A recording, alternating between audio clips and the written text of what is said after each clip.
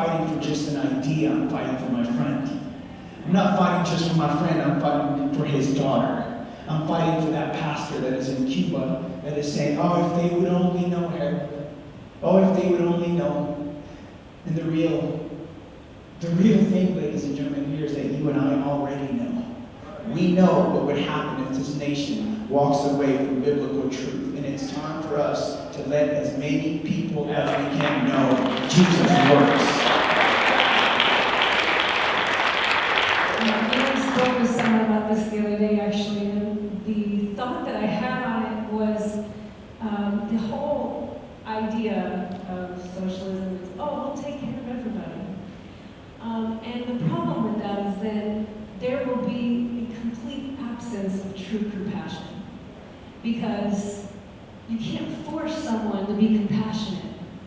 You can't force someone to say, okay, we're going to go help. It has to come from within, and I think that that's why it's so important that we continue to talk about it with our children, because I think, like going back to what I said at the beginning, it's a lack of knowledge that is causing this shift. I think people don't really understand what that would mean. Like Harold said, they've not seen it firsthand. They have this idealistic view of what the world could be, and it's not based on truth.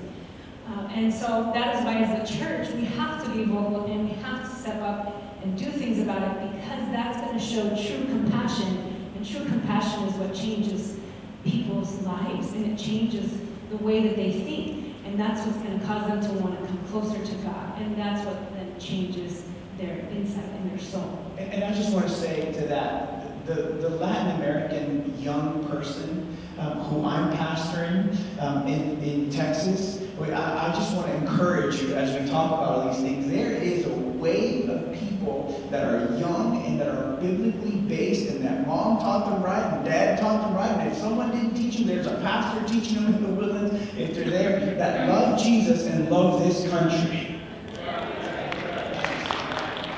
Question specific for you, Pastor Elena. So from 2016 to pre-COVID pandemic, over 1 million Latinas entered the job force market as executives or head directors of companies.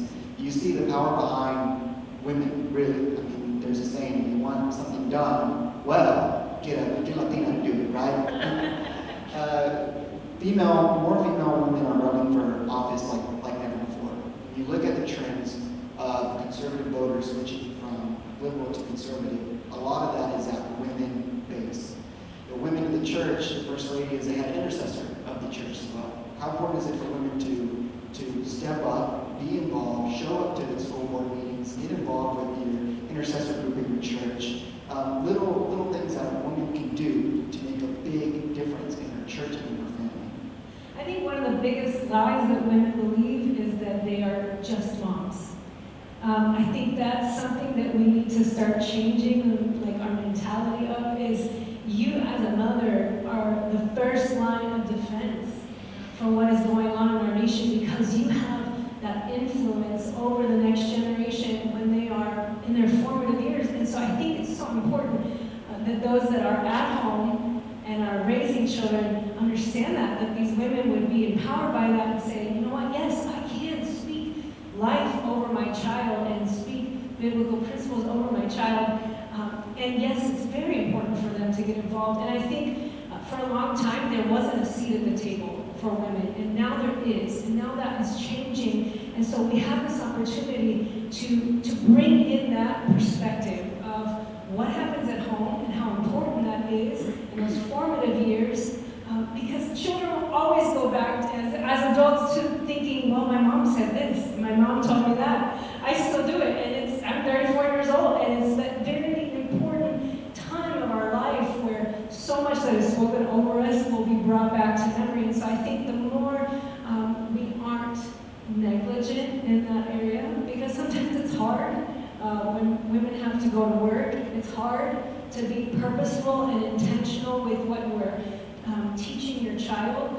Sometimes it's tiring because you carry this role of taking care of your home and also having to bring an income in. And this is now a culture shift that we are go and provide for their families as well. So that's why it's so important to be mindful and conscious and make conscious decisions to teach our children and to be an influence in our churches and in our communities because we have that different perspective.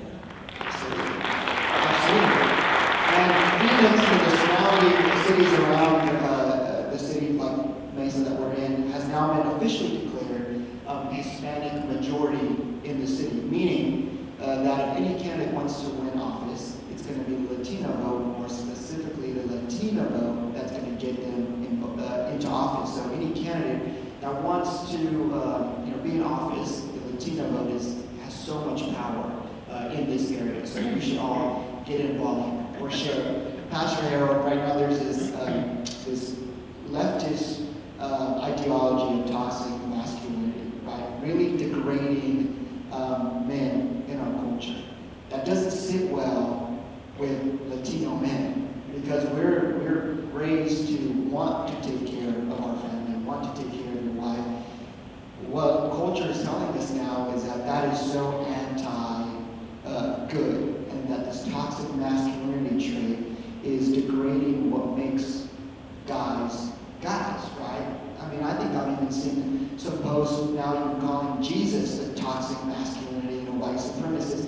They're pushing the envelope so far to where men they're weakening our men. And if you weaken the men of the nation, you weaken the nation. How important is it for men to stay men?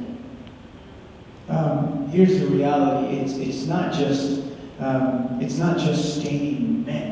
It's being men that honor your calling for your family, for your wife, that understands the rules my wife was just talking about. It's about respect and honor, right? I don't know about you, but every time I turn on the TV, right, and if you see these sitcoms, right, the dad, what is he doing? Sitting on the couch, and he's the one that they make fun of, and he's the one that, doesn't do anything, and that's exactly what you're talking about. And I'm like, I don't allow those things in my house. We have a voice, and in our house, we understand what God calls us to do. And I believe that we were called to be the head of our household, right? And that comes through honoring our children and honoring our wife. And that also goes for our nation. I think it's time for the men of God to stand up. I'm very passionate about that, especially with the young men, right?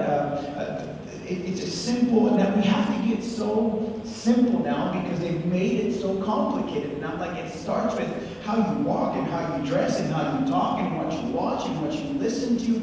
We have to be, what a perfect line maybe they use, we have to be that line of defense, and it starts at home. And it starts by teaching our children how to honor their mother. I'm telling you, my kids know you don't raise your voice to mama because daddy comes out crying. You know what I mean? They don't want to do that. My kids know, right? You go to church, right? It's not a choice right now. You don't get to do that. You don't know yet. We're educating you in what you should be. It's about values and principles. That is our job. I tell my daughter, and this might not be as popular as it needs to be, but I tell her, God didn't put me on this earth to be your friend. He put me here to be your father. She don't like that much. But that's the truth, right? And it's as simple as that, ladies and gentlemen. I think parents are concerned and men are concerned about kids liking them. And I tell my kids, you don't have to like me, but you do have to love me, right? And I don't have to necessarily like you all the time, but I will love you and I will instruct you in the ways of the Lord. So I think it's time for us to stop worrying about what other people think and you teach your kids according to what the Word of God says, and that's how we'll save our nation.